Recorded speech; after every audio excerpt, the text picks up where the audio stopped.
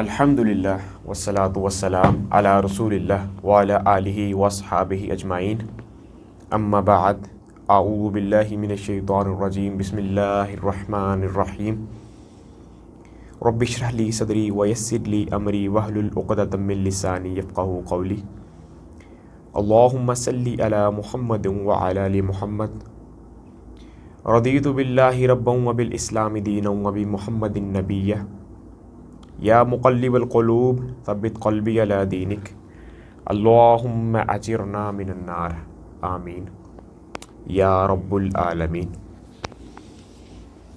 الحمدللہ، آج ہم قرآن مجید کی جس آیت کو بنیاد بنا کر اپنی گفتگو کا آغاز کریں گے وہ قرآن مجید میں سورۃ الفصلت کی آیت نمبر 33 ہے۔ بہت جامع ترین آیت ہے قرآن مجید کی،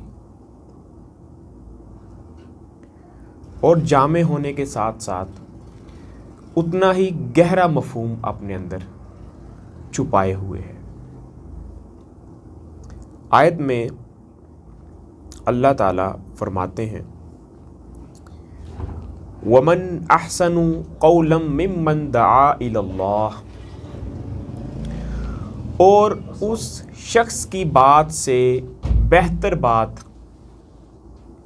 اور کس کی ہو سکتی ہے جو لوگوں کو اللہ کی طرف بلاتا ہے، وَعَمِلَ صَالِحًا، خود نیک اعمال کرتا ہے، وَقَالَ اِنَّنِي مِنَ الْمُسْلِمِينَ، اور کھلے الفاظ میں یہ اعلان کرتا ہے کہ میں کامل طور پر اللہ کا فرما بردار ہوں۔ یہ ہے سورۃ الفصلت کی آیت نمبر 33۔ اب اللہ کے فضل سے ہم اس آیت کو سمجھنے کی کوشش کریں گے۔ اس میں اللہ تعالیٰ نے کیا احکام نازل فرمائے ہیں اسے سمجھنے کی کوشش کریں گے۔ یہ آیت انسانی زندگی میں کمیونیکیشن اور بہتر طرز زندگی گزارنے کے اصولوں کو بیان کرتی ہے۔ اس آیت میں اللہ تعالیٰ نے بنیادی طور پر 3 چیزوں کا ذکر کیا۔ نمبر 1 دعوت الی اللہ، نمبر 2 عمل صالح، نمبر 3 پہچان۔ یہ 3 چیزیں بنیادی طور پر اس آیت میں اللہ تعالیٰ نے ذکر فرمائی ہیں۔ دعوت الی اللہ سے مراد کہ لوگوں کو خالق کائنات کی پہچان کروانا، اللہ کی طرف بلانا۔ عمل صالح، جس بات کی طرف دعوت دی جا رہی ہے، جس بات کی طرف لوگوں کو مائل کرنے کی کوشش کی جا رہی ہے، جس بات پر لوگوں کو متاثر کرنے کی کوشش کی جا رہی ہے، سب سے پہلے خود اس پر عمل کرنا۔ یہ ہے دوسرا پوائنٹ اس آیت کا۔ اور تیسرا پوائنٹ ہے پہچان، یعنی اپنے مسلمان ہونے پر فخر محسوس کرنا، اپنے فرما بردار ہونے پر فخر محسوس کرنا۔ یہ 3 بنیادی ٹاپک ہیں اس آیت میں جو اللہ تعالیٰ نے ڈسکس کیے ہیں۔ یہ تینوں اصول کسی بھی مؤثر لیڈر، کمیونیکیٹر اور موٹیویشن اسپیکر کے لیے بنیادی صفات ہیں، اور ہماری سائنس بھی اس چیز کو تسلیم کرتی ہے۔ سائنس کہتی ہے کہ کسی بھی گفتگو کو خوبصورت اور بہتر بنانے کے لیے 3 چیزیں بنیادی اہمیت کی حامل ہیں،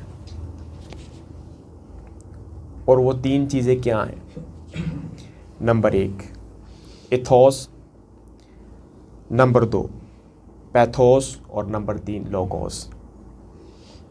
ایتھوس سے مراد کردار کی ساخ ہے، پیتھوس سے مراد جذباتی اپیل ہے، اور لوگوس سے مراد منطق اور دلائل ہے۔ تو اب ہم ان چیزوں کو سمجھتے ہیں۔ کردار کی ساخ سے مراد یہ ہے کہ لوگوں کو متاثر کرنے کے لیے، اپنی بات میں وزن پیدا کرنے کے لیے، اپنی بات دوسروں کو منوانے کے لیے خود اس پر عمل کرنا ضروری ہے، یہ سائنس بتاتی ہے۔ دوسرا پوائنٹ جذباتی اپیل، پیتھوس، یعنی جو شخص دعوت دے رہا ہے، جو لوگوں کو اللہ کی طرف بلا رہا ہے، اسے چاہیے کہ لوگوں کے جذبات کا خیال رکھے، اس سے چاہیے کہ لوگوں کے دکھ اور درد کا خیال رکھے، بجائے اس کے کہ ان چیزوں کا احساس کیے بغیر وہ اپنی دعوت تھوپنا شروع کر دے۔ اس کی زندہ مثال ہمیں ملتی ہے نبی صلی اللہ علیہ وسلم کی سیرت مبارکہ سے، کہ آپ نے جب بھی دعوت دی تو آپ نے اگلے شخص کے جذبات کو پہلے پرکھا، آپ نے اگلے شخص کی فیلنگز کو دیکھا، آپ نے اگلے کے دکھ کو محسوس کیا، پھر اپنی دعوت اس کے سامنے پیش کی، یعنی موقع محل دیکھ کر اپنی دعوت کو دوسروں تک پہنچانا۔ پوائنٹ نمبر 3 منطق اور دلائل۔ قرآن مجید کی سب سے بڑی خاصیت یہی ہے کہ یہ ہمیشہ سائنس، مشاہدے اور دلیل سے بات کرتا ہے۔ سب سے بڑی قرآن کی خاصیت یہی ہے۔ اور جو تیسرا پوائنٹ ہے منطق اور دلائل، یعنی بات کو عقل اور دلیل کے ساتھ پیش کرنا، تاکہ لوگ آپ کی بات کو ماننے پر مجبور ہو جائیں، لوگ آپ کی بات کو سوچنے پر مجبور ہو جائیں۔ تو یہ تینوں اصول جو سائنس نے ہمیں آج دیے، وہ کئی سال پہلے قرآن نے ہمیں بتا دیے کہ یہ 3 اصول کے تحت اگر آپ گفتگو کریں گے تو آپ کی گفتگو کامل ہوگی، میسر ہوگی، پائیدار ہوگی۔ اور یہ تینوں اصول اسی آیت میں موجود ہیں۔ یعنی بہتر بات وہی ہے جس میں سچائی ہو، دیانتداری ہو اور عمل ہو۔ اور آپ دیکھیں کہ نبی صلی اللہ علیہ وسلم کی سیرت سے کچھ ایسے واقعات ہیں جو اس آیت کی پریکٹیکل تفسیر کرتے ہیں۔ نبی صلی اللہ علیہ وسلم کی زندگی میں ایک واقعہ ہوا تھا، واقعہ جسے ہم طائف کا واقعہ کہتے ہیں۔ پھر ہجرت حبشہ ہوئی، پھر فتح مکہ ہوا۔ واقعہ طائف میں ہم یہ پڑھتے ہیں کہ نبی صلی اللہ علیہ وسلم نے ان لوگوں کو دعوت دی، دعوت اللہ، اللہ کی طرف دعوت دی، لیکن آگے سے کیا ہوا، کیسا رسپانس آیا؟ آپ کو پتھر کھانے پڑے۔ یہ ساری سچویشن ہونے کے بعد بھی آپ نے دعوت اللہ کرنا بند نہیں کیا، بلکہ آپ نے اس کام کو اسی طرح جاری و ساری رکھا۔ اس سے بڑی بات کہ آپ نے اس قوم کے لیے بد دعا نہیں کی، بلکہ دعا دی۔ ہجرت حبشہ کہ صحابہ اکرام نے نجاشی کے سامنے اس قدر احسن طریقے سے دعوت پیش کی قرآن کی کہ وہ اسلام قبول کرنے پر مجبور ہو گیا۔ یہ واقعات ہیں جو ہمیں تاریخ سے ملتے ہیں۔ سب سے بڑا اور دلچسپ واقعہ اور حیران کن بھی فتح مکہ، کہ آپ کے سارے دشمن، اسلام کے سارے دشمن جنہوں نے آپ کے ساتھ جنگیں کی، صحابہ اکرام کو شہید کیا، وہ تمام لوگ آپ کے سامنے گردنیں جھکا کر بیٹھے ہیں۔ آپ چاہیں تو حکم دیں سب کی گردنیں اڑا دی جائیں، آپ چاہیں تو سب کو قتل کروا دیں، آپ جو سزا چاہیں انہیں دے دیں، لیکن اس وقت جو الفاظ آپ نے کہے وہ تاریخ میں نقش کر دیے گئے۔ آپ نے کہا لا تشریب علیکم اليوم، کہ آج تمہارے اوپر کوئی مواخذہ نہیں ہے، تم سب آزاد ہو۔ آپ کی اس حکمت عملی کو دیکھ کر، آپ کے اس حسن سلوک کو دیکھ کر ہزاروں نہیں، لاکھوں نہیں، آج تک پوری انسانیت قیامت تک لوگ اسلام میں داخل ہوتے رہیں گے۔ یہ ایسی حکمت عملی تھی، صبر، استقامت تھی۔ تو یہ واقعات تھے جو اس آیت کی عملی تشریح کرتے ہیں۔ پھر کچھ احادیث ہیں، اس وقت میں 3 احادیث پیش کروں گا، باقی کی احادیث اس درس کے آخر میں انشاءاللہ میں بیان کروں گا۔ پہلی حدیث ہے صحیح بخاری سے، دوسری صحیح مسلم سے، تیسری سنن ترمذی سے۔ پہلی حدیث صحیح بخاری میں نبی صلی اللہ علیہ وسلم نے فرمایا کہ تم میں سب سے بہترین شخص وہ ہے جو دوسروں کو فائدہ پہنچائے۔ کسی بھی طریقے سے آپ دوسروں کو فائدہ پہنچا سکتے ہیں، اور دوسروں کو سب سے زیادہ جو فائدہ پہنچایا جا سکتا ہے وہ اللہ کی دعوت دے کر ہے، دین کی دعوت دے کر ہے، اللہ کی پہچان کروا کر ہے۔ سب سے زیادہ آپ دوسروں کو اگر فائدہ پہنچا سکتے ہیں تو یہ طریقہ ہے کہ آپ کسی کی دنیا بھی آپ کے ذریعے اللہ تعالیٰ سنوار دے، اور کسی کی آخرت بھی اللہ تعالیٰ آپ کے ذریعے سنوار دے۔ تو سب سے بہترین طریقہ اور سب سے بہترین شخص وہ ہے جو دوسروں کے کام آئے، دوسروں کا فائدہ کرے۔ دوسری حدیث صحیح مسلم ہے، نبی صلی اللہ علیہ وسلم نے ارشاد فرمایا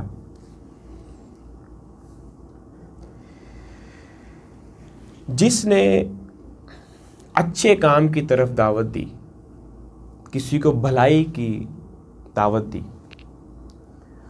اس سے اتنا ہی اجر ملے گا جتنا اس پر عمل کرنے والے کو ملے گا۔ صرف آپ کی زبان سے نکالے ہوئے الفاظ اگر کسی کی ہدایت کا ذریعہ بن جائیں اور وہ نیکی پر عمل کرنا شروع کر دے تو جتنا ثواب وہ کمائے گا اتنا آپ کو بھی ملے گا۔ تیسری حدیث سنن ترمذی میں سے، نبی صلی اللہ علیہ وسلم نے فرمایا کہ نرمی اختیار کرو، عاجزی لے آؤ اپنے اندر، اپنے کندھے جھکا لو۔ اگر تم ایسا کرو گے تو تمہارے معاملات میں اللہ تعالیٰ خوبصورتی پیدا کر دے گا، لوگ تمہاری مثالیں دینا شروع کر دیں گے، لوگ تمہاری عاجزی کے چرچے کریں گے۔ سختی نہ کرو، اگر سختی کرو گے تو تم اپنے معاملات کو خراب کر لو گے۔ یہ احادیث تھیں اس آیت کے ضمن میں۔ باقی کی روایات احادیث جو ہیں وہ اس درس کے آخر میں انشاءاللہ میں بیان کروں گا۔ دوسرا پوائنٹ جو اس آیت میں اللہ تعالیٰ نے ڈسکس کیا وہ ہے عمل صالح۔ سائنس کے ذریعے ہم سمجھیں گے کہ عمل صالح کرنے کا انسان کو تو فائدہ پہنچتا ہے، کیا دوسروں کو بھی اس کا فائدہ پہنچتا ہے کہ نہیں؟ سائنس ہمیں بتاتی ہے کہ ہمارے دماغ میں ایسے خلیے ہیں کہ جب وہ کسی کو اچھا کام کرتا دیکھتے ہیں یا کوئی بھی کام کرتا دیکھتے ہیں تو وہ انسان کے جسم کے اندر، انسان کے دماغ کے اندر ویسا ہی کام کرنے کے جذبات پیدا کرتے ہیں، اور ان خلیوں کو کہا جاتا ہے مرر نیورونز، آئینہ نیورونز۔ تو دعوت کا سب سے مؤثر طریقہ ہی یہ ہے کہ آپ اچھے کام کریں تاکہ لوگ آپ کو دیکھ کر اچھے کام کرنا شروع کر دیں۔ تو اس کی پریکٹیکل مثالیں جو ہیں وہ چند واقعات میں نے پیچھے عرض کیے تھے کہ اگر آپ اچھے کام کریں گے تو لوگ آپ کو دیکھ کر اچھے کام کرنا شروع کر دیں گے۔ اگر آپ نماز پڑھیں گے تو آپ کی اولاد آپ کو دیکھ کر نماز پڑھنا شروع کر دے گی، آپ کے گھر والے آپ کو دیکھ کر نماز پڑھنا شروع کر دیں گے۔ اگر آپ سچے اور دیانتدار ہوں گے تو لوگ آپ کو دیکھ کر متاثر ہوں گے۔ تو یہ بھی دعوت کا ایک بہترین طریقہ ہے کہ اس طریقے پر لوگوں کو اللہ کے دین کی دعوت دی جائے، یعنی عمل کے ذریعے۔ یہ آیت صرف ایک دینی نصیحت نہیں ہے۔ سورۃ الفصلت کی یہ آیت جو ہم نے درس سے پہلے تلاوت کی، یہ صرف ایک دینی نصیحت نہیں ہے بلکہ یہ زندگی گزارنے کا ایک فارمولہ بھی ہے۔ ہماری زندگی گزارنے کے لیے جو چیز اہم کردار ادا کرتی ہے، یہ آیت ہمیں وہ سکھاتی ہے۔ اور آج سائنسی اور نفسیاتی اصولوں کے تحت بھی اس آیت کی وضاحت ہمارے سامنے ہے، اور نبی صلی اللہ علیہ وسلم اور صحابہ کرام کی سیرت بھی ہمارے سامنے ہے کہ انہوں نے صرف زبانی دعوت نہیں دی بلکہ اپنے اخلاق اور کردار کے ذریعے بھی لوگوں کو متاثر کیا، اور لوگ فوج در فوج اسلام میں داخل ہوئے صرف ان کے اخلاق اور کردار سے متاثر ہو کر۔ چلیں، یہ تو تھا اس آیت کو سمجھنے کا ایک پہلو۔ اب ہم اس آیت کو ایک مختلف پہلو سے سمجھنے کی کوشش کرتے ہیں، گہری بصیرت سے اس آیت کو سمجھنے کی کوشش کرتے ہیں کہ اس آیت میں اصل میں اللہ تعالیٰ کیا احکام دینا چاہتے ہیں۔ تو یہ آیت ہے سورۃ الفصلت، سورہ نمبر 41، آیت نمبر 33۔ اس آیت کو ہم 4 مختلف پورشن میں ڈیوائیڈ کرتے ہیں۔ پہلے حصے میں ہم رکھتے ہیں وَمَنْ أَحْسَنُ قَوْلًا، دوسرے حصے میں رکھتے ہیں مِمَّنْ دَعَا إِلَى اللَّهِ، تیسرے حصے میں رکھتے ہیں وَعَمِلَ صَالِحًا، اور چوتھے حصے میں رکھتے ہیں وَقَالَ إِنَّانِي مِنَ الْمُسْلِمِينَ۔ یہ اس آیت کو ہم نے 4 مختلف پورشنز میں ڈیوائیڈ کیا تاکہ ہم اب لفظ با لفظ اس آیت کی گہرائی کو، مفہوم کو، اس میں اللہ تعالیٰ کیا ارشاد فرمانا چاہتے ہیں اسے سمجھ سکیں۔ تو سنیے، اللہ تعالیٰ فرماتے ہیں وَمَنْ أَحْسَنُ قَوْلًا، احسن سے مراد سب سے بہترین، یعنی اللہ تعالیٰ اس آیت میں یہ فرما رہے ہیں کہ کسی شخص کی گفتگو میں اس سے زیادہ خوبصورت اور مؤثر بات ہو ہی نہیں سکتی کہ وہ لوگوں کو اللہ کی طرف بلائے۔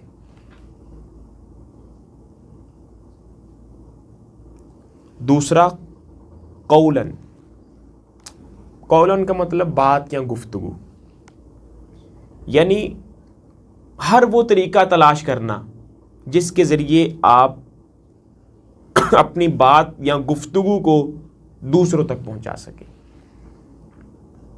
وہ کوئی بھی طریقہ ہو سکتا ہے، وہ تحریر کی شکل بھی ہو سکتی ہے، وہ تقریر کی شکل بھی ہو سکتی ہے، وہ ویڈیو کی شکل بھی ہو سکتی ہے، وہ آڈیو کی شکل بھی ہو سکتی ہے، اور سب سے بہترین جو شکل ہے وہ عمل کی شکل ہے، کہ لوگوں کو عمل کر کے دکھانا، اپنے عمل کے ذریعے لوگوں کو دعوت دینا سب سے بہترین شکل ہے یہ دعوت دینے کی۔ آپ کی تحریر، تقریر، یہ ویڈیو، یہ آڈیو کسی کام کے نہیں ہے اگر آپ عملی طور پر زیرو ہیں۔ لیکن اگر آپ کی کوئی تحریر نہیں ہے، آپ کی کوئی تقریر نہیں ہے، اور آپ عملی طور پر لوگوں کو دعوت دے رہے ہیں، تو یہ سب سے زیادہ مؤثر طریقہ ہے دعوت دینے کا۔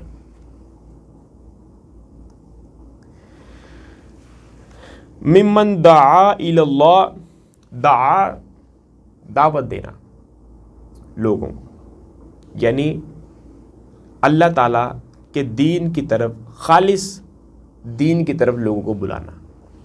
الی اللہ، اللہ تعالیٰ کی طرف۔ الی اللہ سے مراد کہ اللہ تعالیٰ یہاں پر یہ ارشاد فرما رہے ہیں کہ دعوت جو ہے وہ کسی مسلک، فرقے، گروہ، شخصیت کی طرف نہیں ہونی چاہیے، بلکہ الی اللہ، اللہ کی طرف ہونی چاہیے۔ الی اللہ سے مراد کہ تمہاری جو دعوت ہے، جو تم دعوت کے میدان میں اترے ہو، یہ دعوت دیکھنا کہ کسی گروہ کی طرف سے نہ ہو، کسی فرقے کی طرف سے نہ ہو، کسی مسلک کی طرف سے نہ ہو، کسی جماعت کی طرف سے نہ ہو، کسی شخصیت کی طرف سے نہ ہو، بلکہ خالص تمہاری دعوت جو ہے وہ اللہ کی طرف ہونی چاہیے۔ تمہاری دعوت جو ہے یہ قرآن کی دعوت ہونی چاہیے، یہ حدیث کی دعوت ہونی چاہیے۔ اور چوتھا ہمارا پورشن تھا وَعَمِلَ صَالِحًا، صالح عمل کرنا، یعنی جس بات کی طرف آپ لوگوں کو مائل کرنا چاہتے ہیں، جس بات کی طرف آپ دوسروں کو بلانا چاہتے ہیں، اور آپ نے تن دن کی بازی لگا رکھی ہے کہ دوسرے اس کام کو کرنا شروع کر دیں، تو اس کے لیے ضروری ہے کہ آپ سب سے پہلے خود اس کام پر عمل کریں۔ ہم نے پیچھے سورۃ البقرہ پڑھی، سورۃ البقرہ کی آیت نمبر 44 میں ہم نے یہودیوں کا تذکرہ کیا تھا۔ اس تذکرے میں ہم نے یہ پڑھا تھا کہ اللہ تعالیٰ فرماتے ہیں سورۃ البقرہ کی آیت نمبر 44 میں أَتَأْمُرُونَ النَّاسَ بِالْبِرِّ وَتَنْسَوْنَ أَنفُسَكُمْ، کہ تمہیں کیا ہو گیا ہے کہ تم دوسروں کو تو نیکی کا حکم کرتے ہو اور اپنے آپ کو بھول جاتے ہو، حالانکہ تم کتاب بھی پڑھتے ہو۔ افلا تعقلون، کیا تم عقل نہیں رکھتے؟ یہ اللہ تعالیٰ نے سورۃ البقرہ میں یہودیوں کی ایک اخلاقی خرابی یہاں پر بیان فرمائی تھی کہ وہ دوسروں کو بھلائی کرنے کا حکم دیتے تھے لیکن اپنے آپ کو بھول جاتے تھے۔ تو اس آیت کا جو سب سے اہم ترین پورشن ہے وہ عاملہ صالحہ، کہ نیک اعمال کرنا اور اپنے اعمال کے ذریعے لوگوں کو دعوت دینا۔ آخری پورشن ہے اس آیت کا وقال انانی من المسلمین، اور اپنی پہچان واضح کرنا کہ میں مسلمان ہوں، میں اللہ کا فرما بردار ہوں کامل طور پر۔ اس کا ہمیں ایک واقعہ ملتا ہے کہ حضرت بلال رضی اللہ تعالیٰ عنہ پر ڈھیروں ظلم و ستم ڈھائے گئے، مختلف قسم کی اذیتیں دی گئیں، ہر طریقے سے انہیں لاچار کرنے کی کوشش کی گئی کہ کسی طریقے سے یہ اپنی پہچان بدل کر دوبارہ پھر مشرکین میں شامل ہو جائیں، لیکن انہوں نے نہ اپنی پہچان کو چھپایا، بغیر کسی خوف کے، بغیر کسی ڈر کے انہوں نے کہا کہ میں مسلمان ہوں، اور ساری زندگی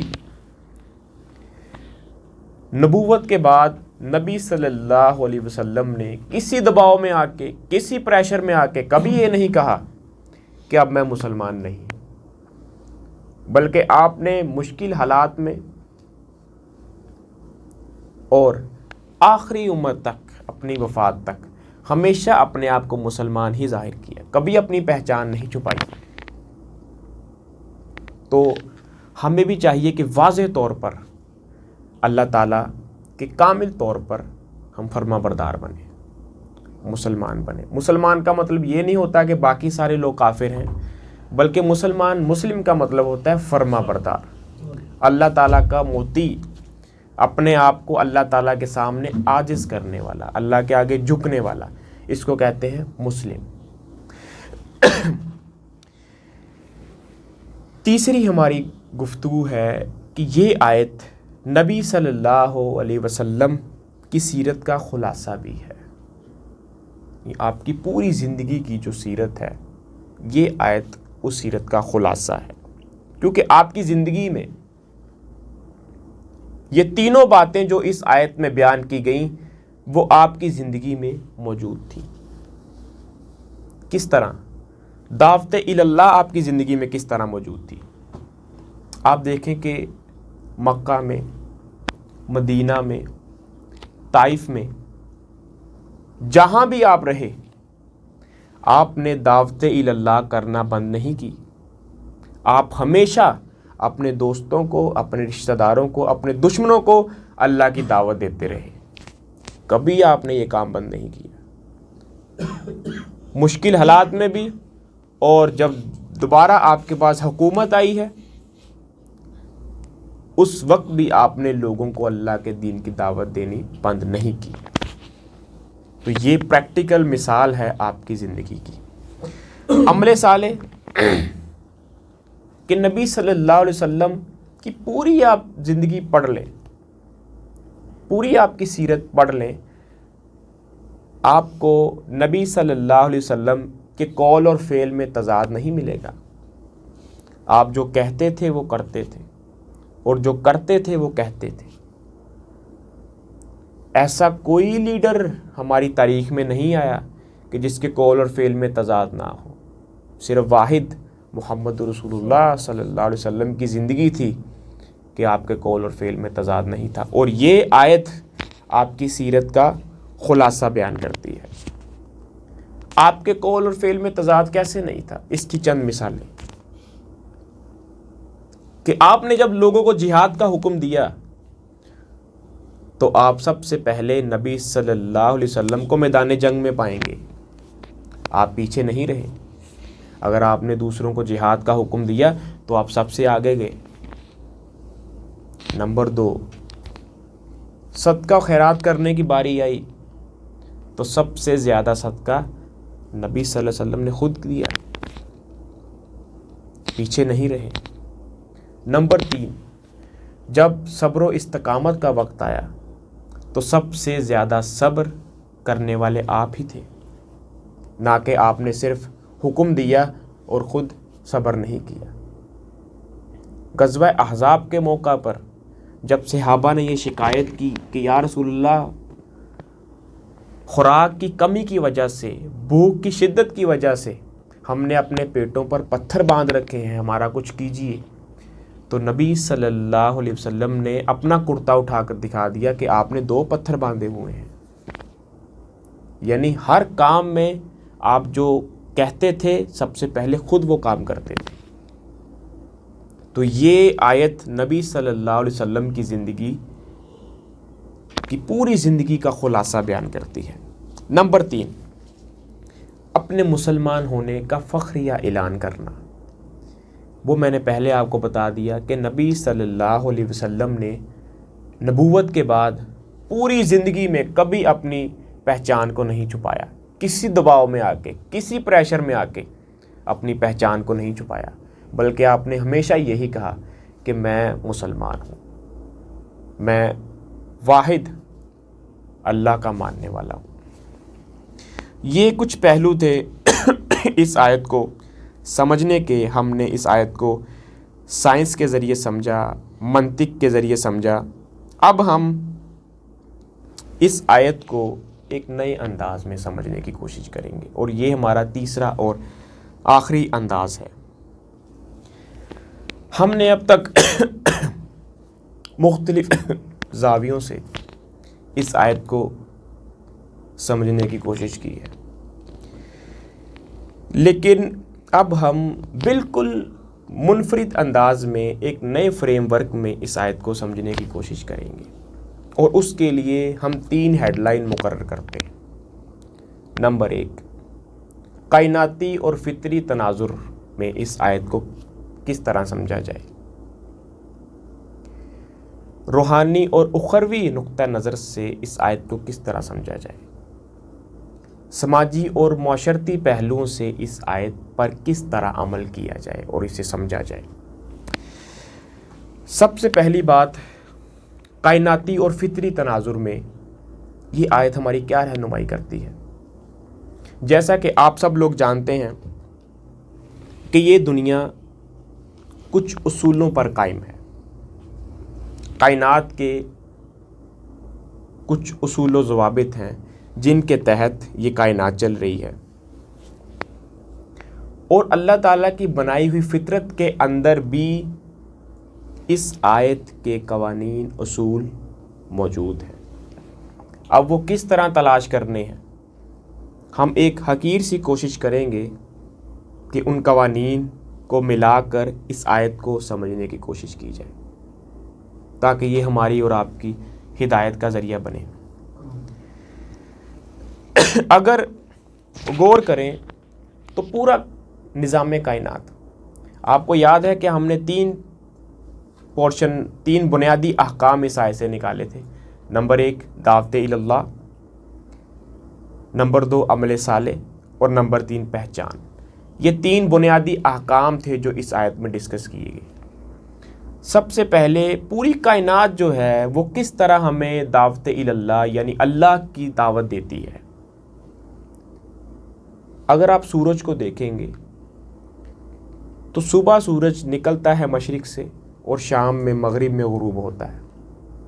رات کو آپ آسمان کو دیکھیں گے تو لاکھوں کروڑوں ستارے آپ کو نظر آتے ہیں، اور ایک چاند آپ دیکھتے ہیں، اور آپ کے اپنے جسم کے اندر دماغ ہے، سانسیں ہیں، دل کی دھڑکن ہے، اور بے شمار اعضاء ہیں جو بغیر کسی پیٹرول کے، بغیر کسی ڈیزل کے، بغیر کسی خرچ کے اپنا کام کیے جا رہے ہیں۔ تو اگر آپ سورج کو دیکھتے ہیں، سورج صبح نکلتا ہے اور غروب ہوتا ہے، یہ دن میں 2 دفعہ یا 1 دفعہ ہمیں اللہ کی دعوت دے کے جاتا ہے کہ کوئی وحدہ لا شریک ہے جو ہمارا مالک ہے، خالق ہے، اس کائنات، اس یونیورس کا مالک ہے جو ہمیں چلا رہا ہے۔ ستارے ہمیں پیغام دے رہے ہیں، خاموش پیغام۔ چاند ہمیں خاموش پیغام دے رہا ہے، اور سب سے بڑی بات، ہمارا جسم ہمیں خاموش پیغام دے رہا ہے کہ یہ سارا جو سسٹم تمہارے اندر کریٹ کیا گیا ہے یہ خود بخود کام نہیں کر رہا، بلکہ اس کا کوئی خالق ہے، اس خالق کو تلاش کرو۔ یہ سارا یونیورس، ہمارا جسم اور ہمارے جسم کے اندر جتنے بھی اعضاء ہیں، یہ سب ہمیں دعوت اللہ دے رہے ہیں اگر غور و فکر کیا جائے۔ عمل صالح، سورج کبھی اس طرح ہوا ہے کہ وقت پر نہ نکلا ہو، یا 1 منٹ یا چند سیکنڈ لیٹ ہوا ہو، بلکہ اربوں سال سے سورج نے کبھی بغیر کسی، ناگا تو بہت دور کی بات ہے، 1 سیکنڈ بھی آنے میں کوتاہی نہیں کی، اور غروب ہونے میں بھی 1 سیکنڈ کی بھی کوتاہی نہیں کی، ستاروں نے بھی اور چاند نے بھی۔ یہ عمل صالح ہوا کہ نہیں، کہ اللہ نے انہیں جو حکم دیا یہ اس پر عمل کر رہے ہیں، اور ہمیں خاموش پیغام دے رہے ہیں کہ جس طرح ہم عمل کر رہے ہیں تم بھی اسی طرح عمل کرو۔ نمبر 3، وقال انانی من المسلمین، کہ ہم کامل طور پر اللہ کے فرما بردار ہیں. تو کائنات یہ بات کس طرح کہتی ہے؟ سورج کی مثال لے لیں، ستاروں کی لے لیں، چاند کی مثال لے لیں، پانی کا بخارات بن کے واپس جانا، آسمان سے بارش کا برسنا، یہ ساری چیزیں ہمیں خاموش پیغام دے رہی ہیں کہ ہم تو کامل طور پر اللہ کے فرما بردار ہیں، تو تم بھی بن جاؤ. ہم کوتاہی نہیں کرتے اللہ کے احکام کو پورا کرنے میں، تو تم کیوں کرتے ہو؟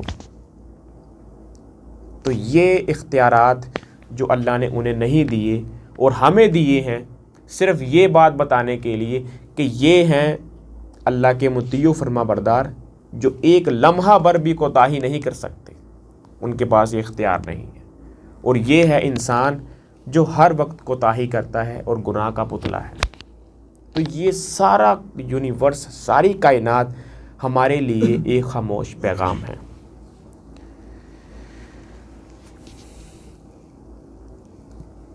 فطرت میں کچھ اور چیزیں بھی ہیں. مثال کے طور پر فطری قوانین ہیں ہماری کچھ دنیا کے، کہ ہم جو بیج بوئیں گے اس میں سے وہی پودا نکلے گا. ایسا تو کبھی نہیں ہوا کہ آپ گندم کا بیج بوئیں اور وہاں سے آم کا درخت نکل آئے، یا آم کا بیج بوئیں وہاں گندم اگ گئے. ایسا تو کبھی نہیں ہوا، بلکہ آپ جو بھی بیج بوئیں گے وہی درخت، وہی چیز کاشت ہوگی. دوسری چیز کہ اگر آپ کسی فصل کو اچھا پانی دیں گے، اچھی خوراک دیں گے، تو فصل اچھی ہوگی. اور انسان اگر اپنی صحت کا خیال رکھے گا، بر وقت اپنی نیند لے گا، اپنی خوراک کا خیال رکھے گا، تو وہ ایک صحت مند انسان کہلائے گا. اسی طرح اگر آپ اچھا عمل کریں گے تو اس اچھے عمل کا اچھا نتیجہ نکلے گا دنیا میں بھی اور آخرت میں بھی.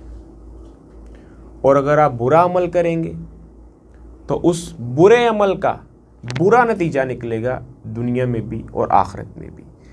یہ ہے یہاں پر عمل صالح سے مراد، کہ عمل صالح جو ہے وہ آپ کی زندگی میں سب سے زیادہ اہمیت رکھتا ہے اس پوائنٹ آف ویو سے کہ لوگ آپ کے عمل سے اچھے راستے کی طرف بھی چل سکتے ہیں اور برے راستے کی طرف بھی.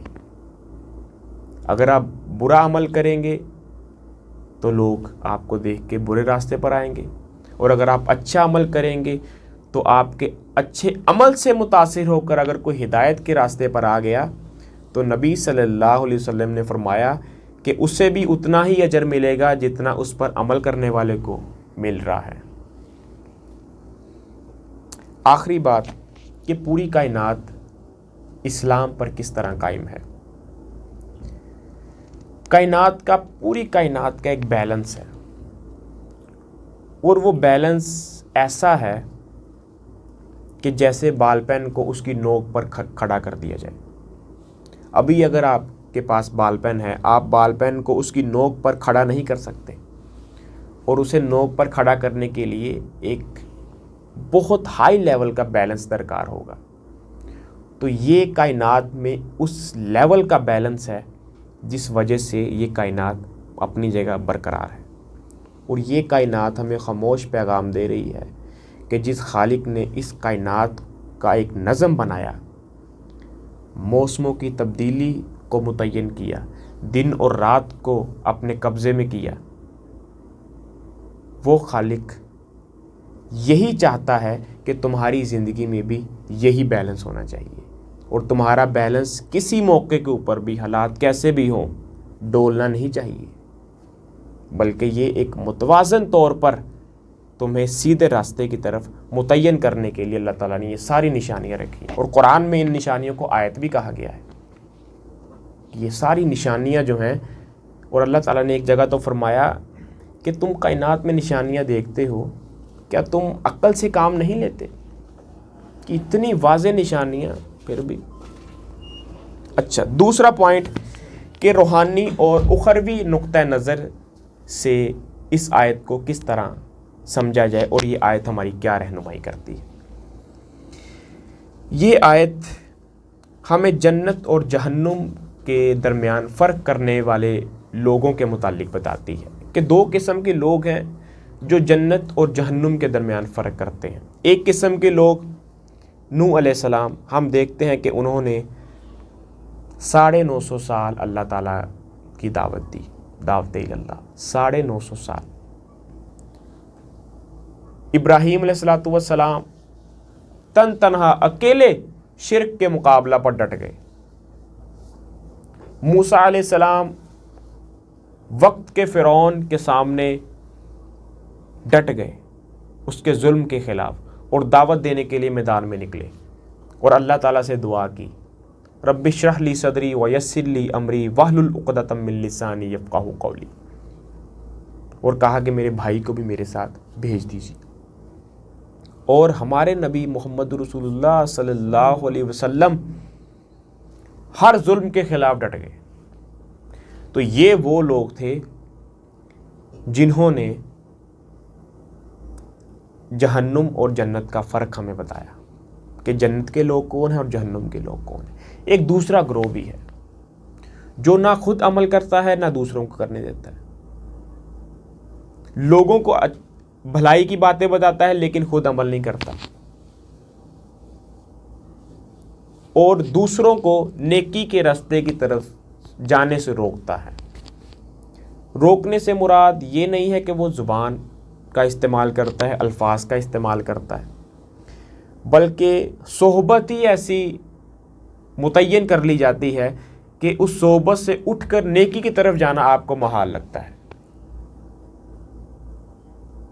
چند دوستوں کی محفل میں آپ بیٹھے ہیں اور اذان کے وقت آپ وہاں سے اٹھ کر نہ جا سکیں نماز کے لیے، تو یہ تو شیطانی صحبت ہوئی۔ بلکہ اچھی صحبت تو وہ ہے کہ جب اذان ہو تو سب لوگوں کو فکر لاحق ہو جائے کہ سب سے پہلے نماز کے لیے کون جائے گا یا کون کہے گا کہ نماز کا وقت ہو گیا۔ اور ہماری آپ دیکھ لیں کہ یہاں پر لوگ دوسروں کو نیکی کا حکم دیتے ہیں، بلکہ مساجد کا پورا نظام قائم کر کے بیٹھے ہیں، لیکن انہیں مساجد میں جانے کی توفیق صرف ہفتے میں ایک دن ہوتی ہے۔ تو یہ دو گروہ تھے، ایک جنہوں نے ہمیں جنت کا تعارف کروایا اور دوسرے گروہ جنہوں نے ہمیں جہنم کا تعارف کروایا۔ اور یہ دوسرا پوائنٹ تھا۔ اور تیسرا اور آخری ہمارا پوائنٹ ہے کہ سماجی اور معاشرتی پہلوؤں سے اس آیت کی وضاحت ہم کس طرح کریں۔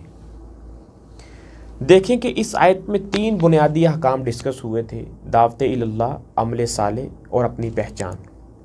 اگر ہم دعوت اللہ شروع کر دیں معاشرے کے اندر تو ہمارا معاشرہ دن بہ دن ترقی کی پروان چڑھے گا، لیکن یہاں پر آپ دیکھتے ہیں کہ لوگ اگر دوسروں کو نیکی کا حکم دیتے ہیں تو سب سے زیادہ جھوٹے اور فراڈی وہ ہوتے ہیں،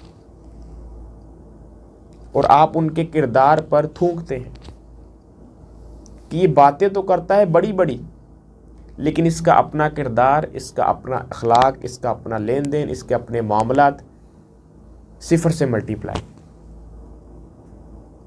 تو معاشرے کو مؤثر اور بہتر بنانے کے لیے یہ 3 بنیادی احکامات تھے جو اس آیت میں اللہ تعالیٰ نے ڈسکس فرمائے۔ نمبر 1، لوگوں کو اللہ کے دین کی طرف بلانا۔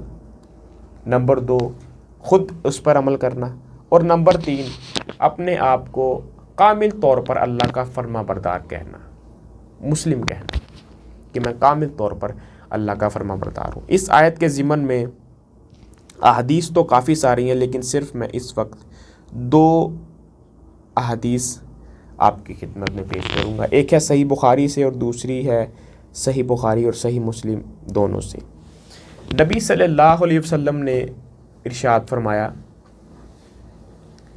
بلیغوا انی ولو آیا، کہ میرا پیغام لوگوں تک پہنچا دو بھلے ایک آیت ہی کیوں نہ ہو۔ یہ حدیث اس آیت کے ضمن میں ہمیں یہ بتاتی ہے کہ اگر کوئی شخص کم پڑھا لکھا بھی ہے تو وہ بھی دین کا کام کر سکتا ہے، وہ بھی دعوت کا کام کر سکتا ہے۔ دعوت کا کام کرنے کے لیے کوئی مفتی یا عالم فاضل ہونا ضروری نہیں ہے، بلکہ اگر آپ کو قرآن کی ایک آیت بھی آتی ہے تو آپ دعوت اللہ کر سکتے ہیں۔ اور دوسری حدیث کہ نبی صلی اللہ علیہ وسلم نے حضرت علی رضی اللہ تعالی عنہ سے ارشاد فرمایا کہ اگر تمہاری وجہ سے کوئی ایک شخص بھی ہدایت کے راستے پر گامزن ہو گیا تو یہ تمہارے لیے سرخ اونٹوں سے بھی زیادہ بہتر ہے۔ وآخر دعوانا ان الحمد للہ رب العالمین وما تقبل منا انک انت السمیع العلیم۔